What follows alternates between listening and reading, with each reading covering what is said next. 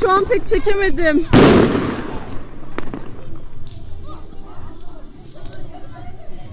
Umarım yani. Umarım.